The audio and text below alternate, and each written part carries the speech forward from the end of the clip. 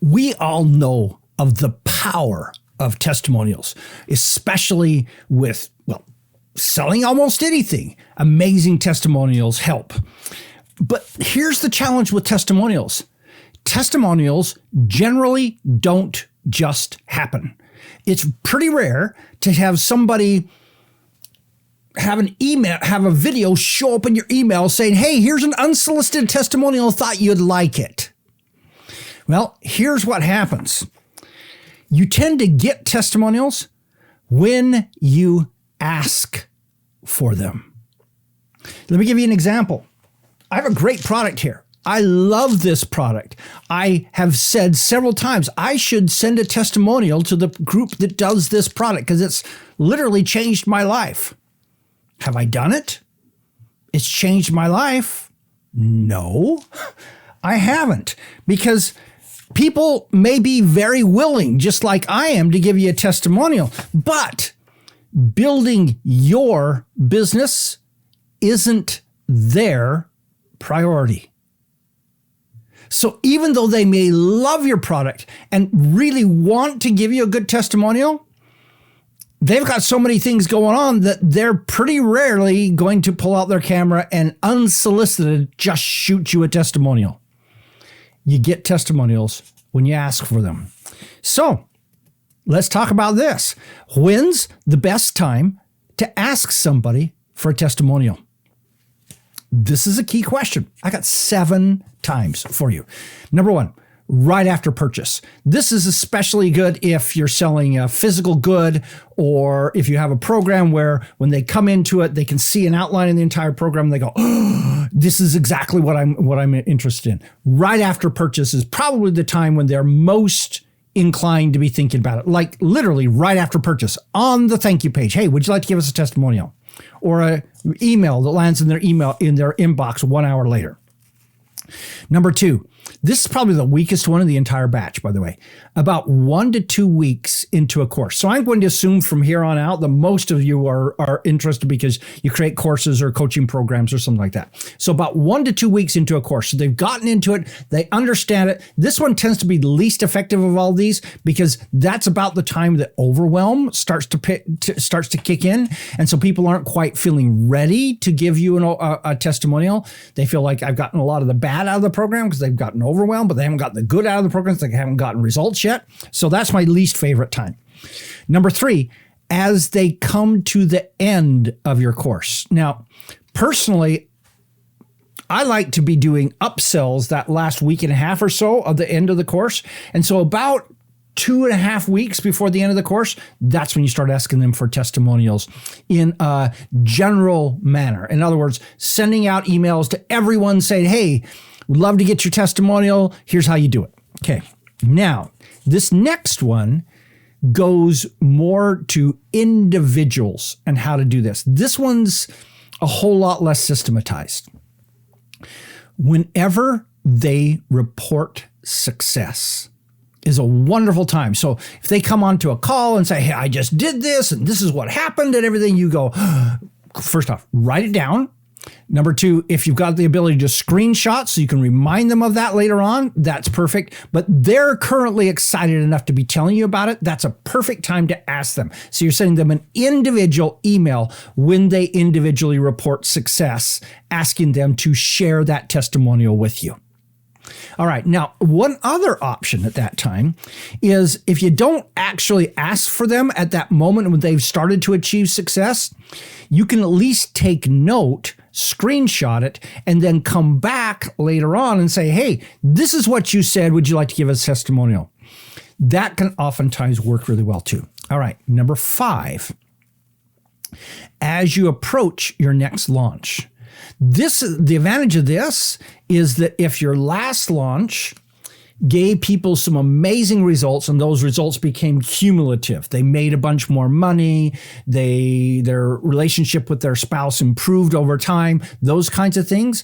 That way you've given them some time. So it's not right in the middle of a course when it's like, haven't got enough time to really look back. Now they've been doing it a while. They've gotten more money in their bank account. They've gotten better results, whatever it is. Now they can come back and say, hey, this particular program made me $20,000. That's a great time to do it. All right. Number 6 is at a live event. Remember those? They're coming back someday. So when you hold your own live event, it is always good to have a place off to the side where you've got a videographer there where they can go at certain times and get and give you a testimonial. Those can be, frankly, that's one of the main advantages of holding your own live event is that you've got your people in the room. They're excited because you're giving them great content and they are very willing to give you great testimonials at that time. And oftentimes you're able to do things like have the videographer have them do another take because they stumbled, or he might coach them a little bit about, hey, could you tell me about what your life was like before, what your life is like afterwards, what results have you gotten, those kinds of things, not putting words in their mouth, but helping them restructure the way that they do it. So there is one other time at that live event where it really works well, and that is right at the end.